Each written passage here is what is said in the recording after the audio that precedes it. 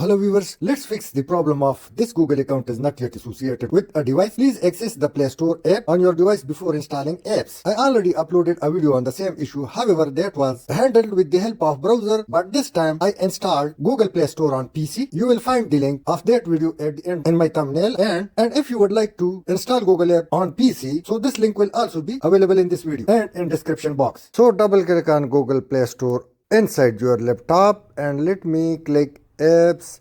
Let me click search and type TikTok. I'll try to install it. However, the message appear after installation. So let's fix this problem. Click on your email address and go to settings.